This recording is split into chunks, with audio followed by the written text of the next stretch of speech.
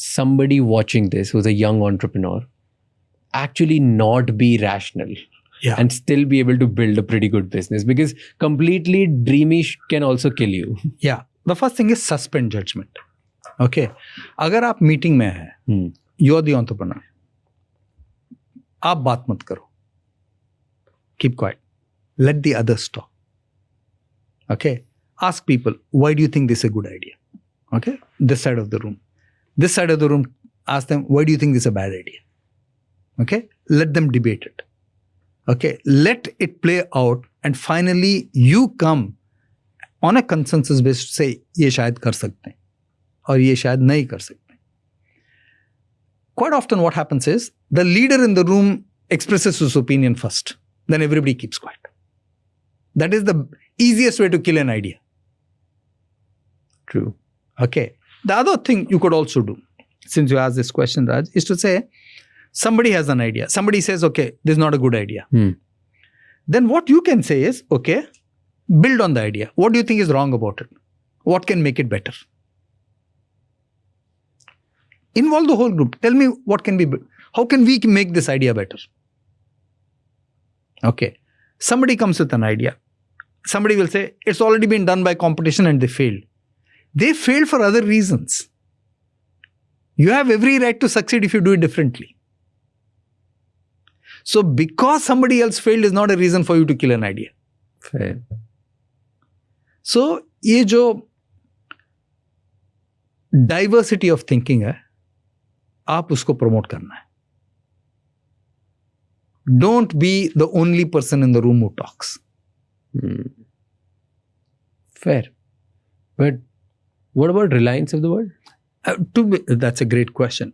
To be fair, I would say Reliance and Adani are investing a lot more than the traditional legacy companies. They are saying we'll take the bull by the horns. A lot of people say they have government support, which is true. But despite government support, for them to invest is fantastic. Not easy. Because they do certain things which will reap like 20 years later, 25 years later, that they're trying to build something. I'll give you a simple stat for you to think about. Tata has been in this country for more than 100 years. Their market cap is 400 billion plus. The same as Pakistan GDP. Reliance market cap is about 250 today. And they've come 50 years ago. Now, Tatas could have done digitally. They had TCS, everything. They messed up Tata Neo. They don't have the capability for it. They're not a consumer-facing organization. That's the point. What, give me an example, difference between a Tata and a Reliance? They're living on past legacy. See, all their new consumer investments have failed. Big Basket has failed. Tata One MG has failed. Tata Neo has failed. Big failures, not ordinary failures. But Chandra must have the gumption to introspect and say, look, I'm going to get in very high capable professionals to guide me. He doesn't want to do that. And on the other hand, Reliance, what are they doing right? Reliance, the biggest advantage Reliance has is the Ambanis, especially Mukesh Bhai. Two things he does very well, which are actually contradictory. Very few leaders do it. One is think scale and execute brilliantly. See, meetings with Mukesh Bhai can go on till 3 in the morning. He is a machine on execution. No two ways about it. We want to build the FMCG business 1,000 crores. What do we need to do? We'll buy it Campo for 22 crores. Do this, cut it. Machine. There are no excuses in Reliance. In Tata's, as long as you're financially clean, you can give any excuse. So if you look at companies which are very good at risk-taking, Raj, South Korean companies are very good at risk-taking. You have to give it to them. You know why? Once they decide, they execute brilliantly. Go back to what I said about Mukesh Ambani. They're ruthless in execution. A Samsung is like ruthless in execution. Look at the LG market cap. What an IPO. Absolutely right. They're ruthless in execution. Okay. The other companies who are pretty good in strategy plus execution are the Chinese companies. Let's look at Vivo. Look at all these people. They've built huge businesses in India. Great products, relentless execution. They've taken more risk on the India market than anybody else. Why? That's in their nature. They evaluate the risk well. They're two separate entities. South Korea is a small country. They have no choice but to go abroad. And they see India is a huge market. China is a huge country. It has developed a fantastic ecosystem in electronics.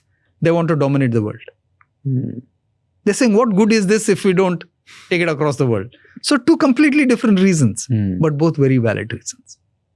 So for example, since you asked this question, when people come to India, do they see this as a land of opportunity or a land of challenge? Companies who see it as a land of opportunities are taking a risk. Companies which see it as a land of challenge are not taking the risk. There are enough reasons to invest in India. There are enough reasons not to invest in India. Remember that.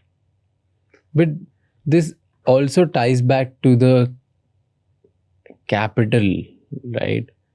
Samsung has insane amount of capital and backing. Chinese companies like Vivo have an insane amount of capital backing. Indian companies didn't have that.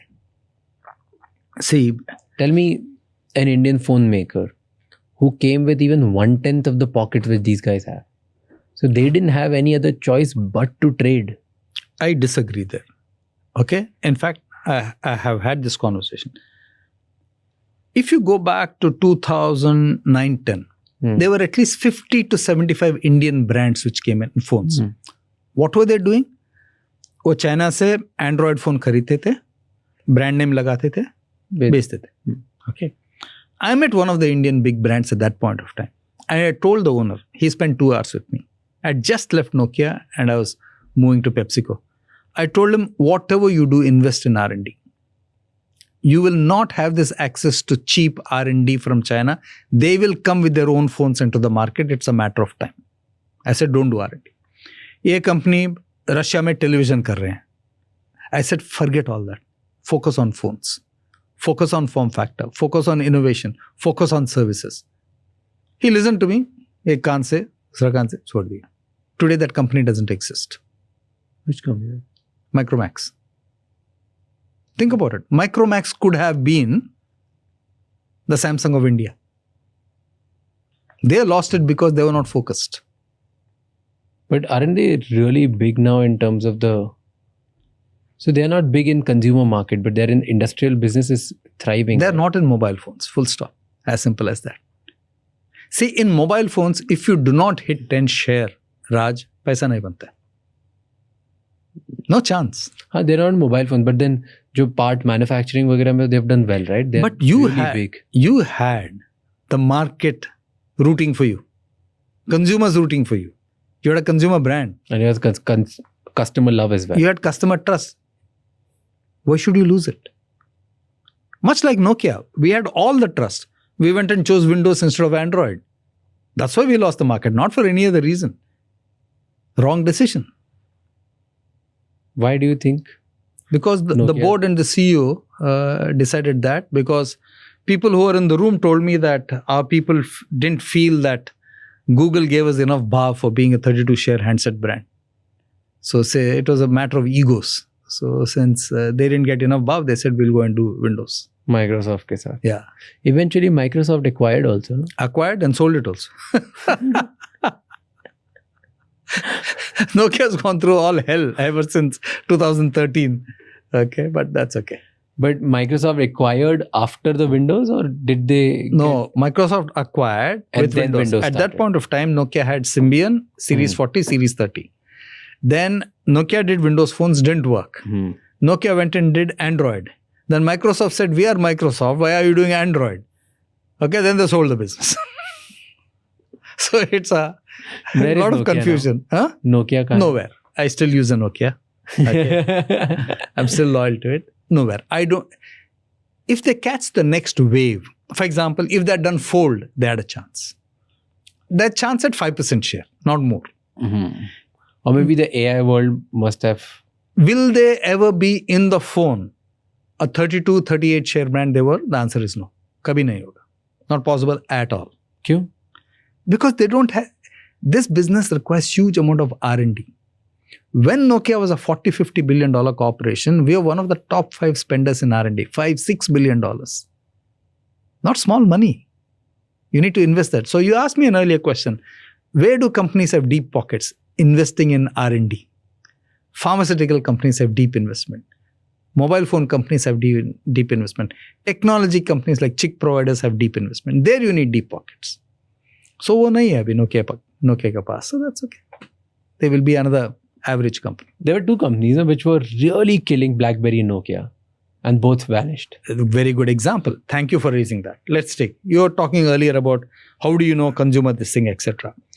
While Nokia made a mistake of choosing Windows against Android, it was a strategic mistake. Okay? Wrong decision by the CEO and the board. They suffered. Okay? But BlackBerry was really blind. Why were they blind? Let me explain. Your biggest use on the phone today is your WhatsApp. BlackBerry had that as BBM. They did nothing with it. Think about it. They were the first WhatsApp. They were actually the first to have the WhatsApp. They were blind. They had the product. They couldn't see the market. Nokia chose the wrong operating system. But BlackBerry had a product they couldn't scale up. That was a mistake. So BlackBerry, again going back, you asked me about big companies. BlackBerry started with email because especially for lawyers and stockbrokers in New York, every minute mattered. So getting push mail and knowing what was happening was very important for them to take decisions. So BlackBerry had mastered it. But in about 3-4 years, the Nokias of this world, the Apples of this world had as good as an email. So BlackBerry thought its reasons for success was only email. It is not. ये add देख रहे हो मतलब Instagram पे कुछ तो missing है. आपको ऐसा लगता है कि हैशटैग डाल दो, फिल्टर लगा दो. That was the mistake they made. And they could never come back after that. BBM was a fantastic product. But did they fail because of the keypad and the display, the touch revolution? Because Apple came up with the touch and then even they could have. They also did touch. They also did touch plus keypad. तब तक तो हार गए थे. They were not. Agreed. But for example, let's say Samsung coming with Fold is a great example of counter attack. आपको भी कुछ करना पड़ेगा ना बाबा. They thought email was it. They thought Barack Obama had a BlackBerry and that 50 million coverage we got was enough. बहुत खुश हो गए. All the wrong things, not the consumer-led things. That's what I'm trying to point out. The consumer-led jewel they had was BBM, and they lost it. And people loved BBM at 100%.